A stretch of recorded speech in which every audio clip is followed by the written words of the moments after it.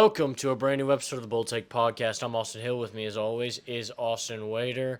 And today we're going to be talking about the NBA Conference Finals and the NBA Finals coming up.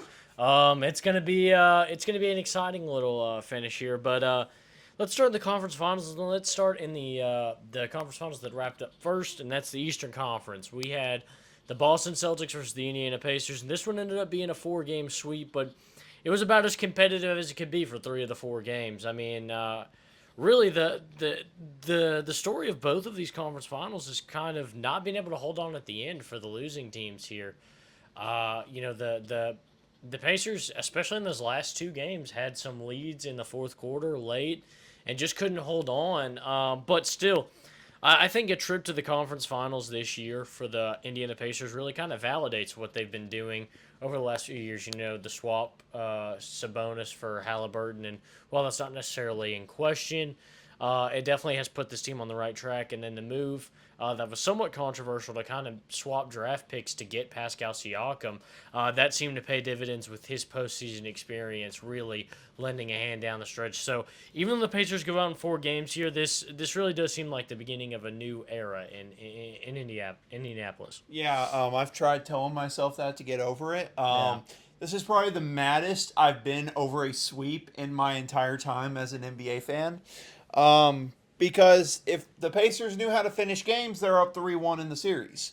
And we're having a totally different story going into the NBA Finals.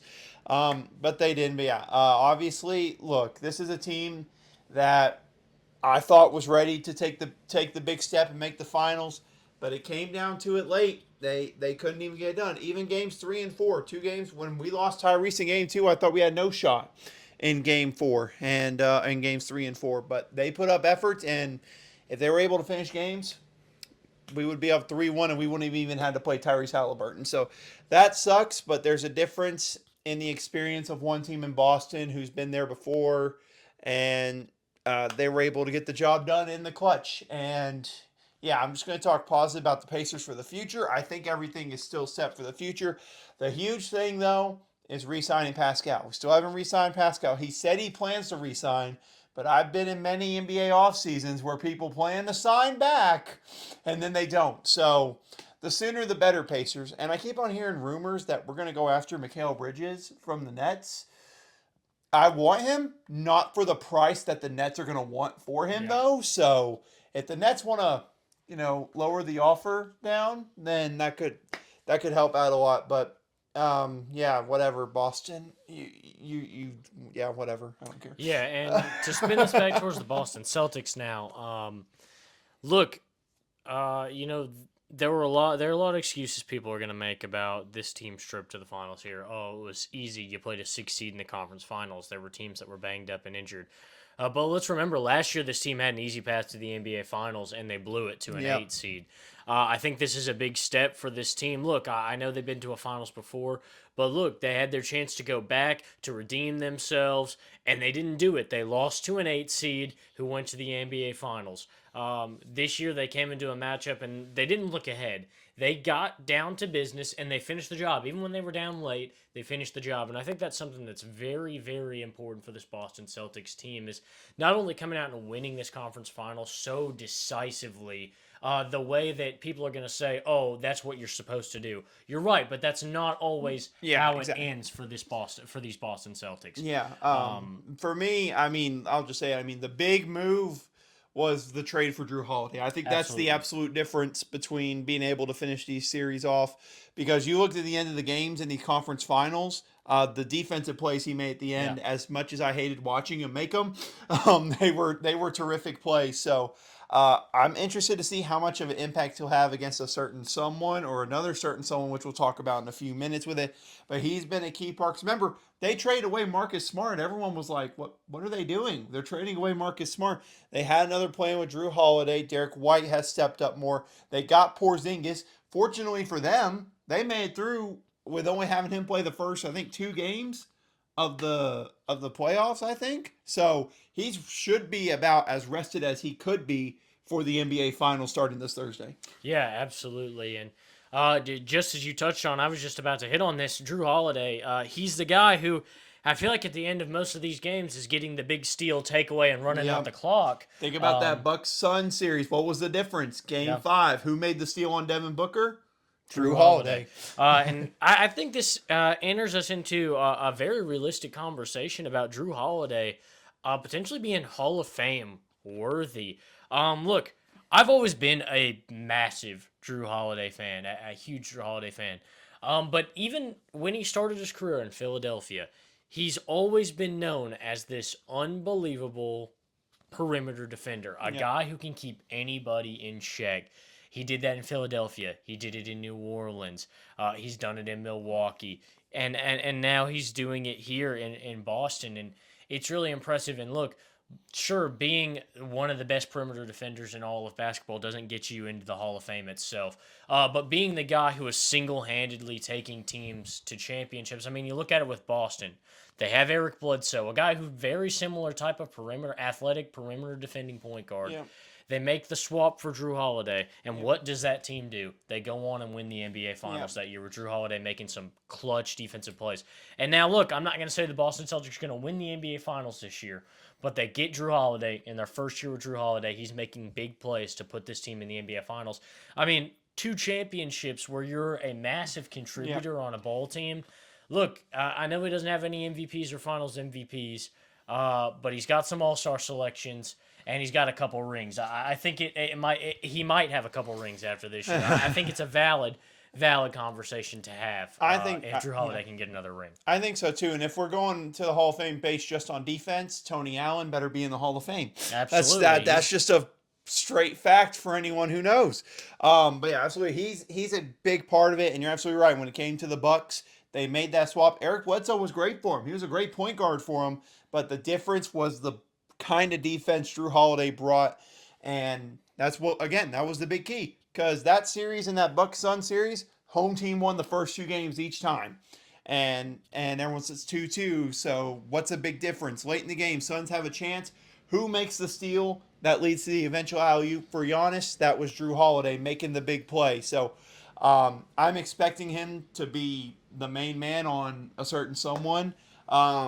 I don't know how it'll go, but I'm expecting him to be that matchup, and he's deserved that opportunity to have that matchup in the finals because of what he's done his entire career and what he has done in the finals. Absolutely. And now let's take a look at the Western Conference Finals, where it was a 5-game gentleman's sweep in some people's eyes. Yeah. For this Dallas Mavericks team, and kind of a similar situation, but these Mavericks against these Timberwolves, they just would not die at the end of these games. Obviously, the Timberwolves did take Game 4, but look, the writing was pretty much on the wall in the series. The thing I said was, look, it was a very impressive victory in Game 4 that kind of definitely could have sparked something for that Timberwolves team. But look, nobody's ever come back down 3-0 before. I'm not saying it will never happen. I'm not saying this team wasn't capable of doing it. But until it starts to get a little more realistic, until you start winning a couple more games, I'm not going to necessarily buy in on that. To me, it's locked up after you go up 3-0. You've got a little time to coast and relax. And so I think that the Dallas Mavericks, maybe they came out a little lackadaisical in Game 4 and thought they were going to have an easy ride, thought everybody was going to give up, and that didn't happen. So they came out and they finished the job in Game 5. I was very impressed with this Dallas Mavericks team, but not to take away from what's been a great season for the Minnesota Timberwolves, in a very similar boat to the Pacers as far as kind of validating some of the moves that they've made as far as making Gobert and Karl Anthony Towns work.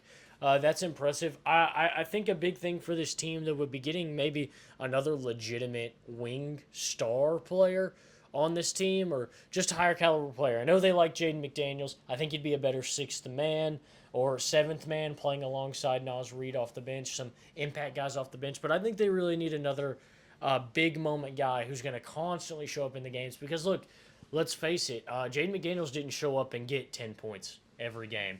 And they could use some help to take some help off Anthony Edwards. Look, Mike Conley's a great facilitator and a great defender, but they need somebody else on the perimeter who's going to come out and be a scoring threat out there on a nightly basis. Yeah, just taking a look at this series in general, I mean, the difference I think was, the clear difference is which stars came to play in the clutch. Because you look at this series and the Pacers series, yeah, similar when it comes to the teams, but similar because this series was over in 5, but 4 of the 5 games were like this, where they could have gone either way, but the difference was the stars arrived for Dallas late. Luka arrived late and made some big shots, especially one over Gobert that I'm lost track of how many times I've seen on the internet. I'm sorry, Rudy.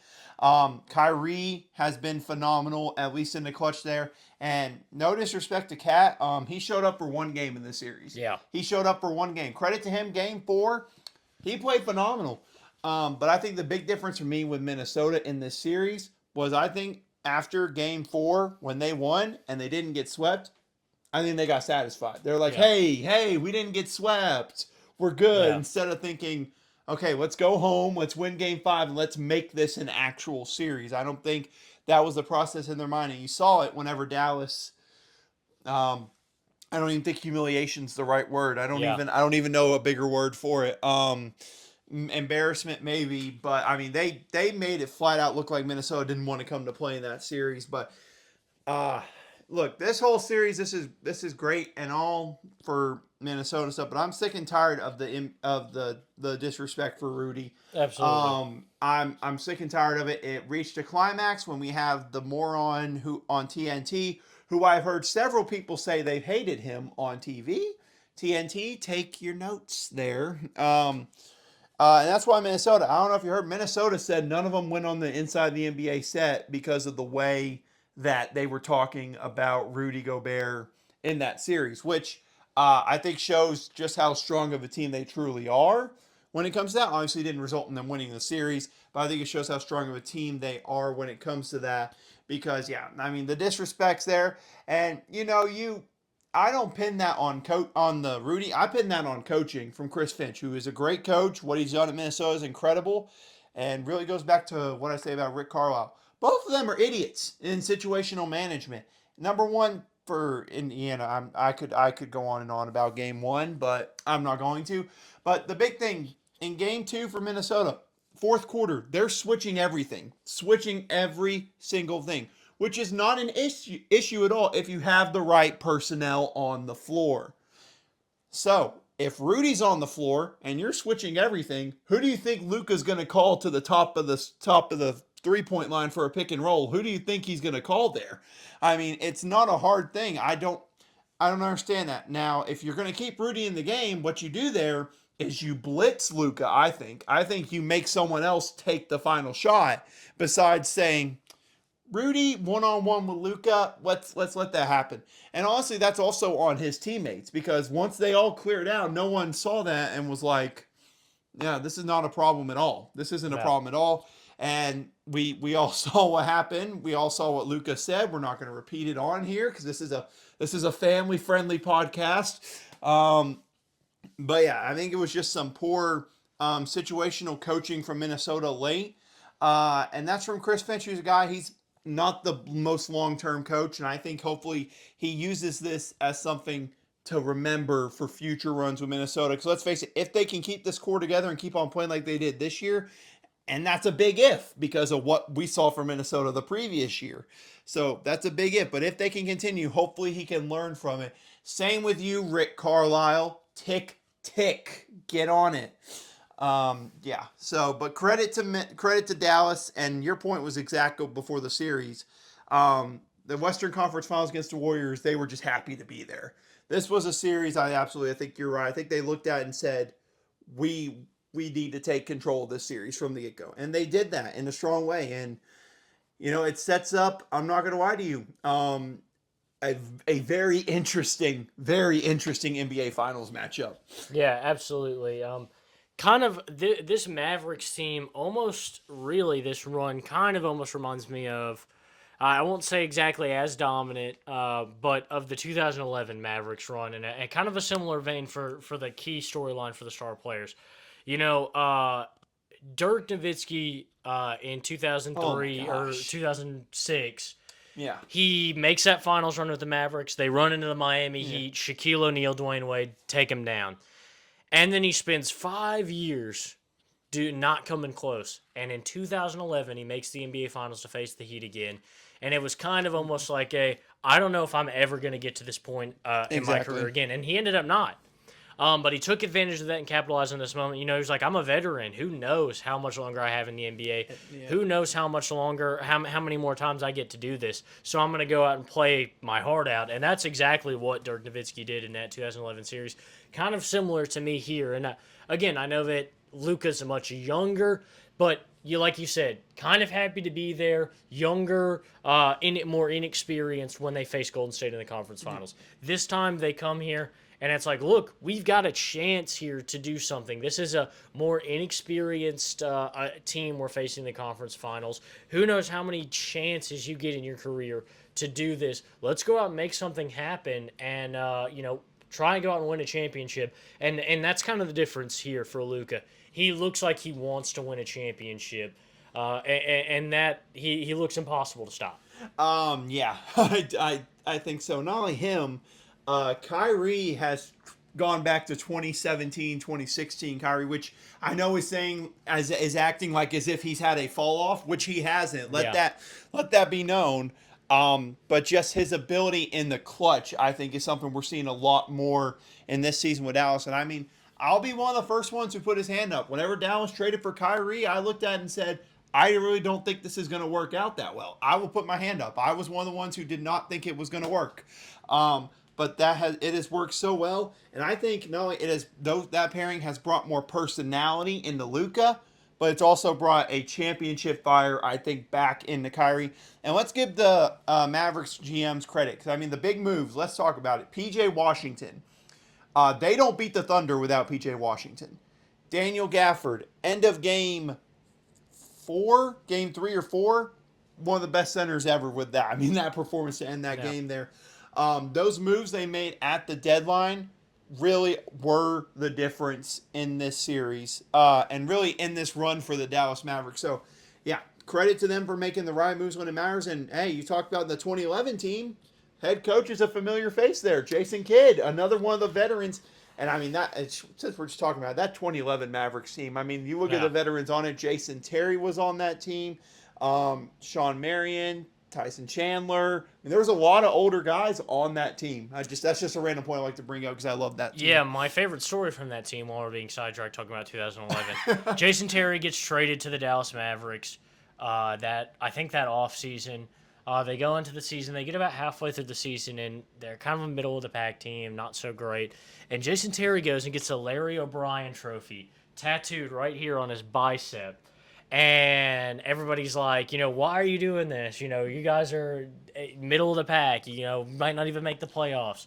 And he's like, I believe I like this group. And sure enough, they go out and they win that title. And that's one of my favorite pictures. Jason Terry in the locker room with all the champagne and just flexing his bicep, pointing at the Larry O'Brien. That is one of the coolest stories I've never heard from the NBA. So thank you for that. You're welcome for that nugget, guys. Thank this man. Yeah, it's like mid-season he goes and gets that tattoo. It's unbelievable. But yeah, Jason Terry, one of my favorites from that team.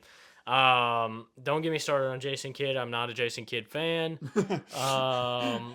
But let's take a preview at this NBA Finals. Look, Boston is back after a year off, and a disappointing year off. Like we said, lost to the 8 seed. Felt like they should have been there. They don't get it done.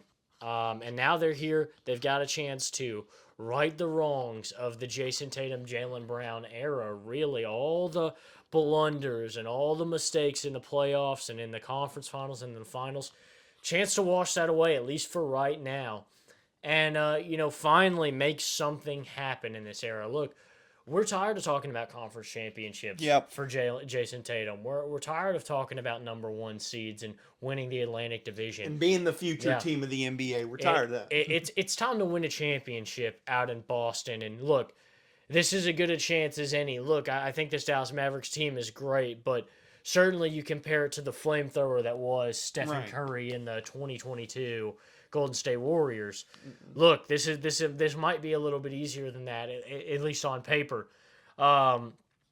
But boy, I'm excited to see this matchup. And look, coming in for the Dallas Mavericks, you've got Kyrie Irving, a chance to do it without LeBron, a chance to maybe make his own championship here, and Luka Doncic, time to get the first of a hopeful many. And look, it's been exciting. And when I look at this matchup, look, there's star power all around.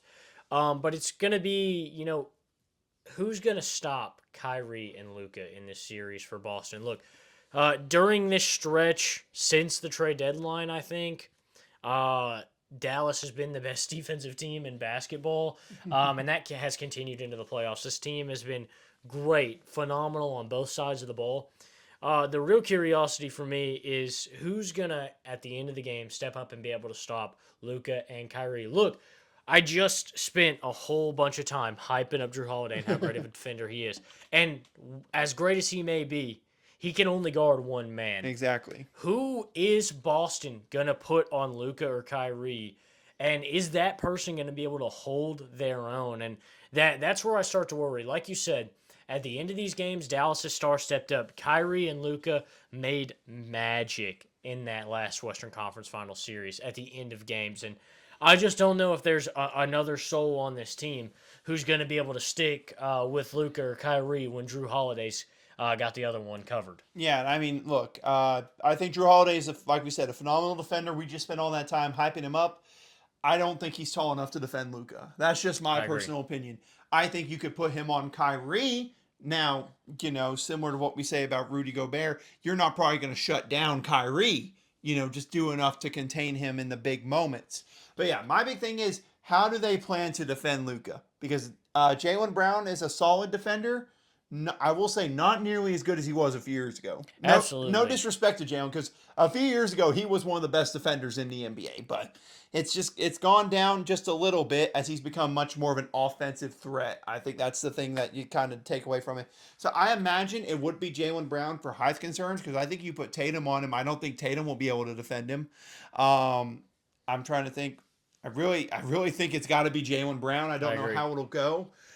But yeah, I think that has to be the matchup that gives Boston the best chance. And the big thing for me in this series for Boston, Porzingis. Because what's the one thing in the middle of the games, whenever Luka and Kyrie can't take those step back shots and they're aggressive to the rim, what are they doing? They're throwing that lob up to Gafford or Derek Lively.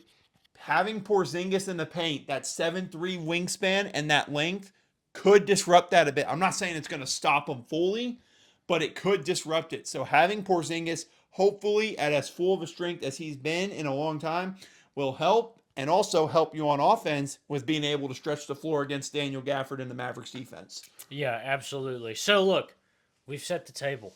We've hyped up the teams. It's time to make our picks. Yes. Who do you got winning this NBA Finals? How many games, and who's your Finals MVP? Well, the salty Pacers fan wants me to go Mavericks in a sweep, but I'm not gonna. I'm not gonna let that happen completely. But look, taking a look at this series, I think these are two very evenly matched teams. I know we talked about some difference in being able to get there, but I think this is two evenly matched teams when it comes to some of the best guard play in the NBA. But I think the difference to me is what I just talked about. I think Drew Holiday's a phenomenal defender. I think he can slow down Kyrie. But at the end of games, do I trust Jaylen Brown or Tatum to defend Luka late? And I'll be honest with you, the answer is no. I don't really trust them late. So my prediction, I'm giving it to the Dallas Mavericks in 6 games over the Celtics. They win game 6 at home. And, I mean, look, I'll just be the lazy one, and I literally just hyped him up. So I have to give MVP to Luka for this. I think they'll try to shut down Drew, and Luka will have his first, I'm not want to say his first big moment, but his first, I guess, legendary moment, you could say. So that's my prediction. I don't think Brown or Tatum can be able to defend him. Give me the Mavericks in 6.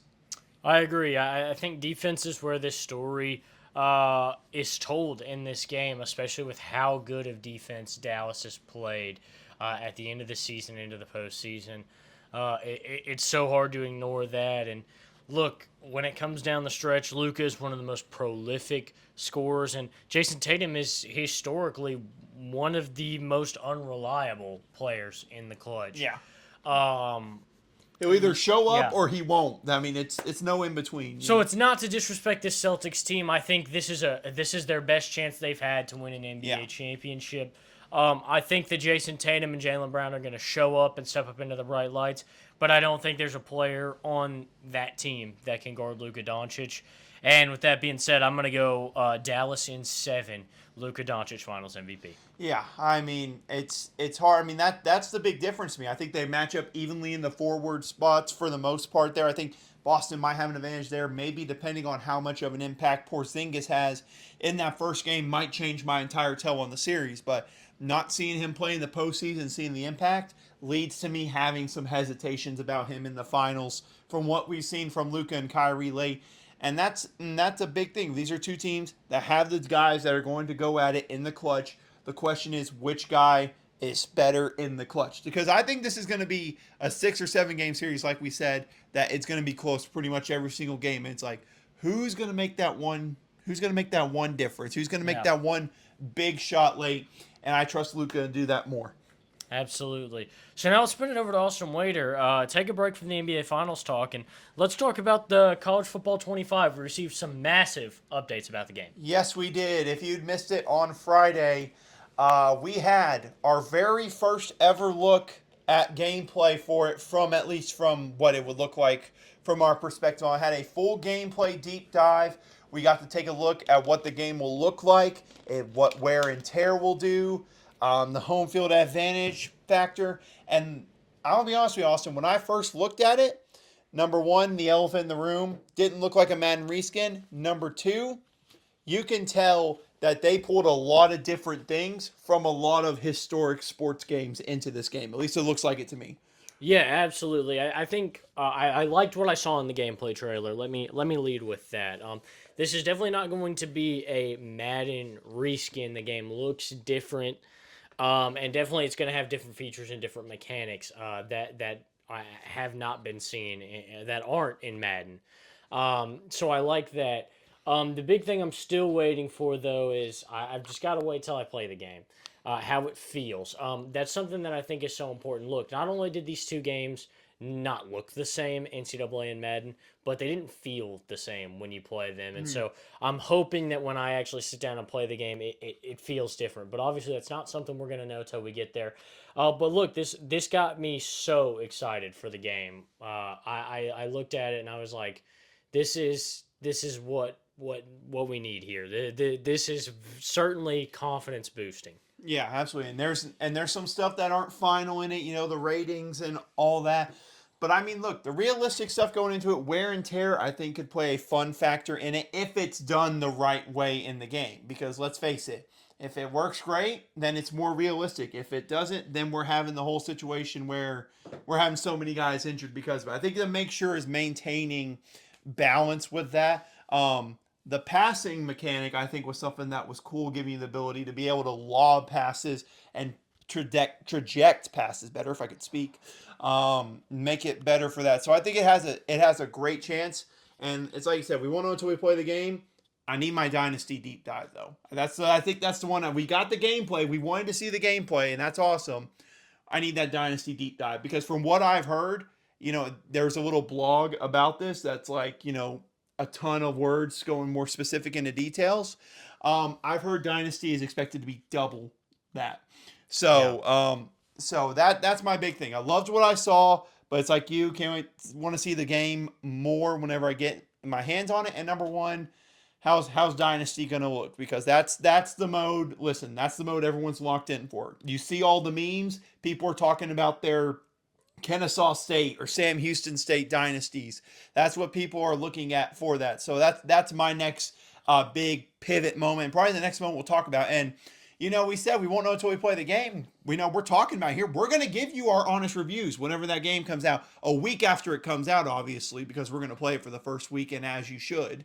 Yeah. I'm literally getting off my summer camp right around that time. So I will be playing that the first week I'm out.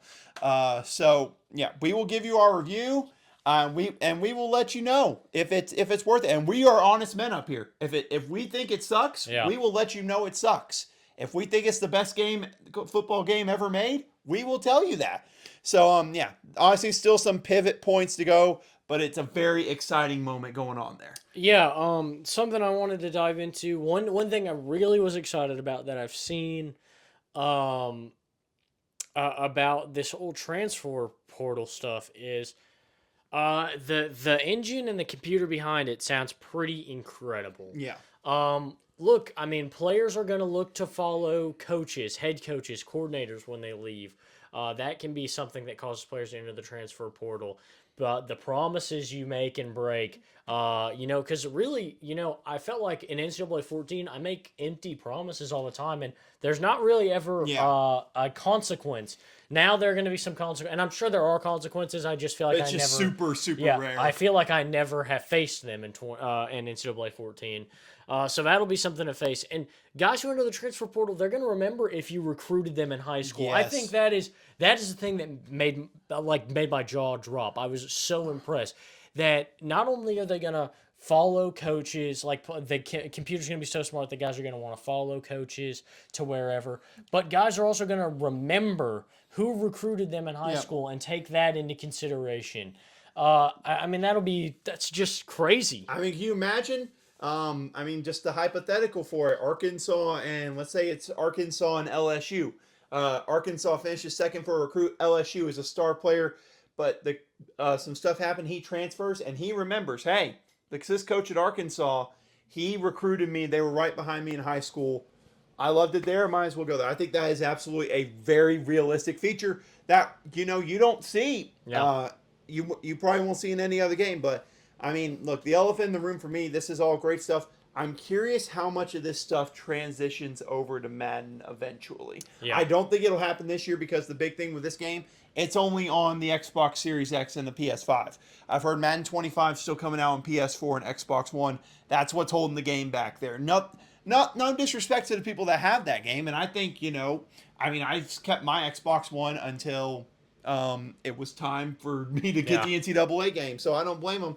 But that's what's holding them back. But I'm wondering, I'm imagining this might be the last Madden for that, but if they can eventually take some of this stuff and build off it, like maybe for free agency. I remember a year or two ago, a coach really wanted me, I didn't go. Yeah. Now he comes back. That's one of my big things from him. Yeah. Some insane details there, and is it July 16th yet? Yeah. So unfortunately, we got another month to wait. But look, that's going to do it for us here at the Bull Tech Podcast. Lots of exciting stuff coming up. NCAA right around the corner. NBA Finals right here. So watch the finals. Sit back. Enjoy the sports before we kind of enter the dark ages. Look, we'll have baseball. But look, it'll be kind of the dead period for professional sports and college sports. But one thing for me as well, if you want to comment, and I'll do a post about it eventually, comment some top 10 lists you want us to do for the summer. Absolutely. Comment some top 10 lists, and I mean, it could be a wide range of things. We're not picky. If you want to do our top 10 favorite comedy movies, sure. If you want us to do specifically our top 10 favorite quarterbacks, we got you. So in the early days of the Bull Tech Podcast, we did top 10 most attractive NBA players. That is very true. Never forget. It's out there somewhere. Never forget that. And then didn't we do top 10? I want to say top 10 thickest NBA players. I think we may have. Kyle Lowry number one. Kyle Lowry was number one. I do remember something along those lines. If you find those episodes, I would give them a listen. Yeah. They are well worth your time. So yeah, we'll make a post eventually. Leave us some stuff to talk about. We'll have some stuff we've already thought about for it, but give us stuff to add for it because like he said, MLB. We can talk some MLB. We can, but besides that, there's really nothing else going on until that NCAA game drops, and then we get to other stuff. And let us know if you want to see maybe us playing some of the new NCAA game or the NCAA 14 before it goes. If you want us to do one rebuild, long-term rebuild until at least July, which means we'd probably not be long-term, but somewhat long-term, please let us know. We would love to do it. We would love to figure it out. We'll figure it out, but we would love to do it. So, a lot of stuff that we can figure out. I'm excited. I'm excited for it. I'm excited for the game, and I'm excited for these NBA Finals, Austin. Absolutely. I just can't wait. But that's going to do it for us here at the Bold Take Podcast. That's Austin Wader. I'm Austin Hill. We want to thank you for listening.